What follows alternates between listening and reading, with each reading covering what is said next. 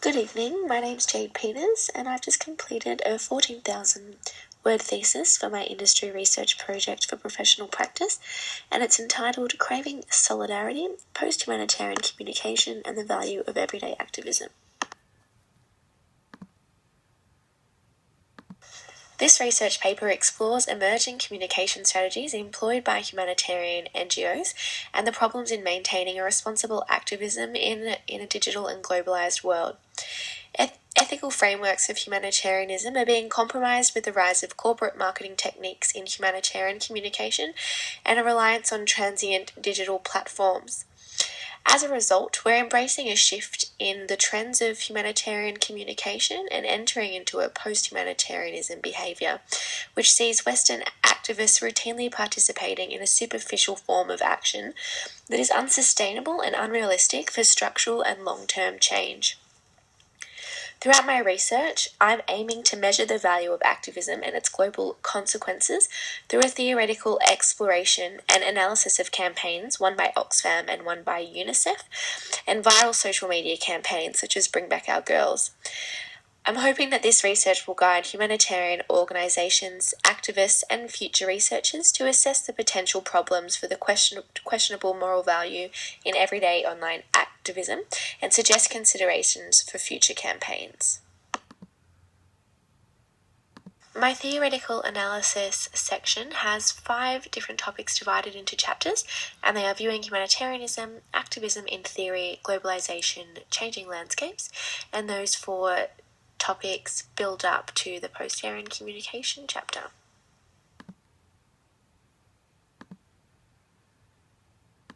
Post-humanitarianism is a coined term by expert in the field Lily Chuliaraki.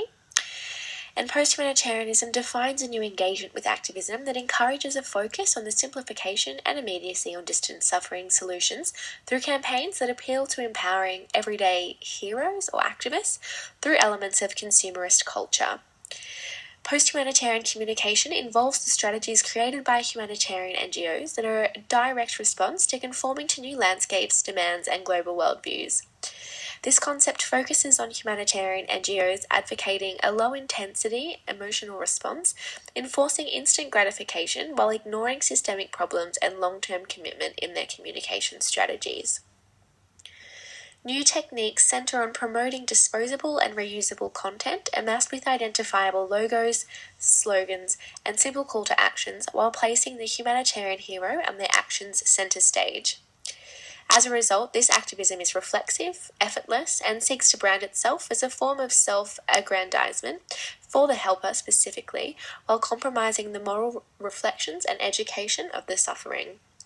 In short, post-humanitarian communication encourages a fleeting, individualistic activity where suffering is reduced to playful acts of consumerism and the effectiveness of individual agency is romanticized. For my case study on Oxfam, I used their ongoing global campaign called GROW, which seeks to fix the world's broken food system. In my analysis, I found that the broadness and scope of the campaign fails to harness value or imply individual long-term commitment to the problem. There are also no examples of measurable outcomes, and the individual can never assess the impact of their activism. This campaign highlights the shift from a politics of pity to what Chuliaraki describes as a politics of irony. The unrelenting focus on the Western hero to engage in meaningless and consumerist-based online behaviour clearly reproduces hierarchies that Oxfam should be seeking to break down.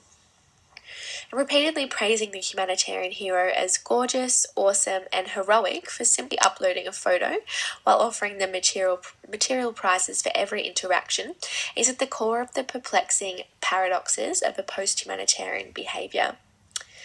Oxfam's GROW campaign also defines a post-humanitarian framework by evidencing communication that encourages transactional interactions, focuses on the humanitarian hero rather than the distant other, and places unrealistic expectations of individual agency and advocates for reflexive and fleeting actions.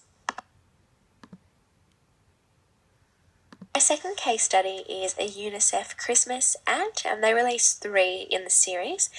and it's with Gandhi, Mother Teresa, and Jesus sitting at a table discussing modestly their individual contributions to humankind. They then turn to an ordinary stranger in the room, and when asked what he did to earn a place at the table, he tells them he clicked on a banner ad for UNICEF, and the advertisement ends with the text, "Doing good has never been easier," as you can see there, followed by a quick display of products to be purchased as Christmas gifts and the UNICEF logo and website.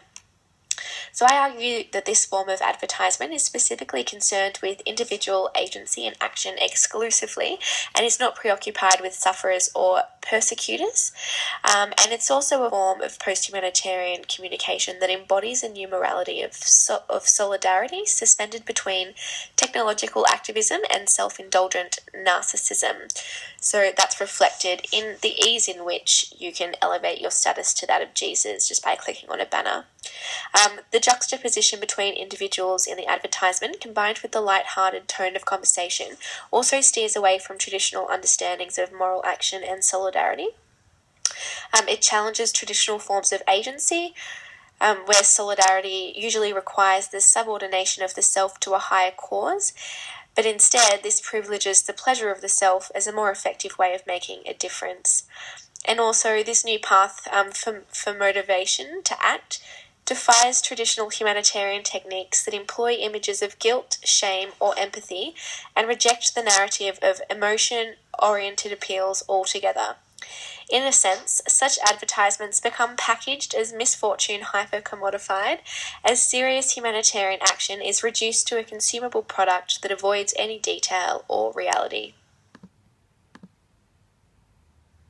After a brief discussion after the case studies, I end with some solutions.